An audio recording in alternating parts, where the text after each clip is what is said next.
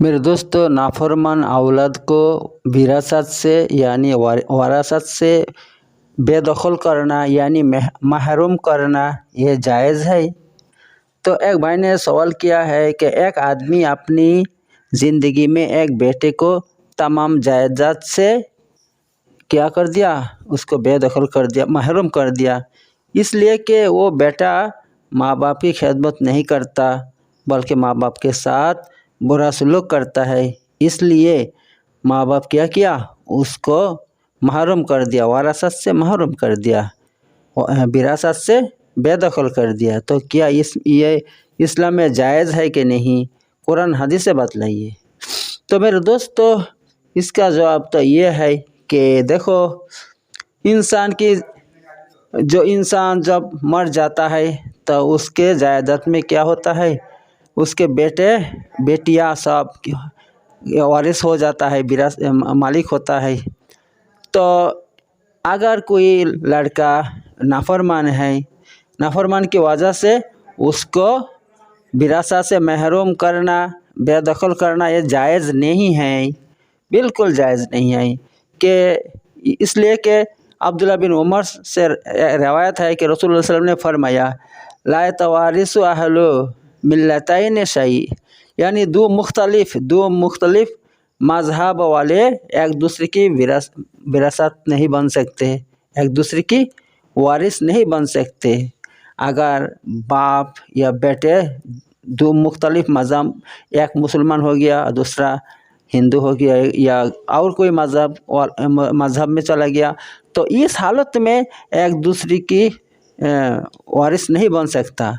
अगर ऐसा नहीं है, बाप भी मुसलमान है, बेटा भी मुसलमान है, तो चाहे बेटा कितना ही नाफरमान हो तो उसको वरासत से महरूम करना जायज़ नहीं है।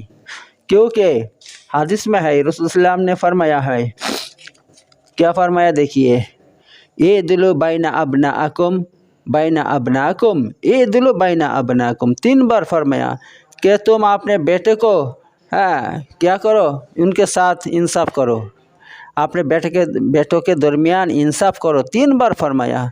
यानी एक को तुम देते हो और दूसरे को नहीं देते हो, ऐसा मत करो।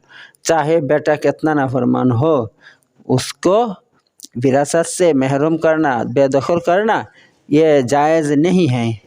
तो इस बारे में हम एक हदीस बतलाएंगे कि नुमान बिन बशीर रज़ियल्लाहु अन्हु से रवायत है कि उनके अब्बा जान क्या किया, उनको एक गुलाम दिया था। तो जब ये मामला रसूल सल्लल्लाहु की अदालत में पहुंच गया, तब रसूल सल्लल्लाहु ने बोला, कुल्लु वलदका नहलतहु मिस्लु हाजा, क्या तुमने उसकी मिसाल उस जैसा अपने तमाम औलाद को भी गुलाम दिया है? तो वो क्या फरमाया, वो फरमाया नहीं, मैंने नहीं दिया। तब रसूल सल्लल्लाहु अलैहि वसल्लम ने क्या फरमाया, फर्जी हो, तो तुम उसको वापस कर लो, तुमने जो अपने एक बेटा को दिया उसको वापस कर लो, क्योंकि अगर इसको दोगे तो सबको देना पड़ेगा। यह सही बुखारी के हदीस है, हदीस नंबर 2586, और मुस्लिम में भी हदीस मौजूद है, 1623 नंबर हदीस। तो मेरे दोस्तों, तो ऐसा बात है। और फरमाया, अल्लाह के रसूल ने फरमाया, इत्तकुल्लाह वादिलू फी औलादिकुम, तुम अल्लाह से डरो और अपने औलाद के दरमियान इंसाफ करो, ठीक है, इंसाफ करो।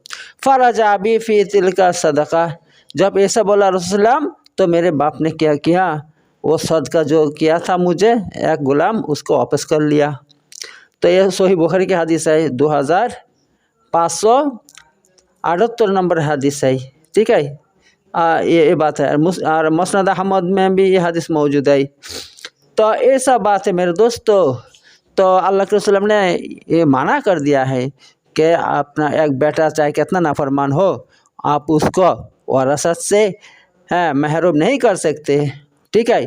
तो इस बारे में और बहुत से हदीस मौजूद है, बहुत से हदीस मैं आपको बता सकता हूँ, एक नहीं, दो नहीं, 10 हदीस मैं बता सकता हूँ आपको, जिन के इन हदीस में अल्लाह के रसूल ने माना फरमाया कि अपने औलाद को महरूम मत करो वरासत से, ठीक है, ऐसा बात है।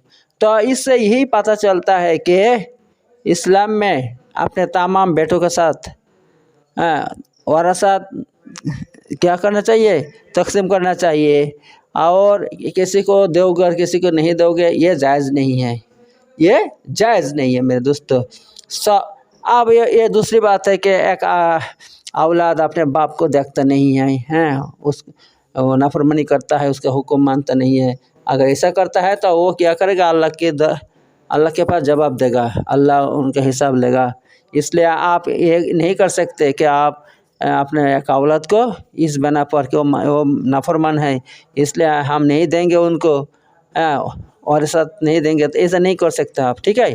तो मेरे दोस्तों बस ये हदीस से बहुत 2-3 हदीस मैंने पेश किया है, तो इससे ही साबित होता है कि हर औलाद के दरमियान इंसाफ करना लाजमी है। अगर नहीं करेंगे तो ये जुल्म हो जाएगा, ये जुल्म हो जाएगा, ठीक है, ये बात है भाई।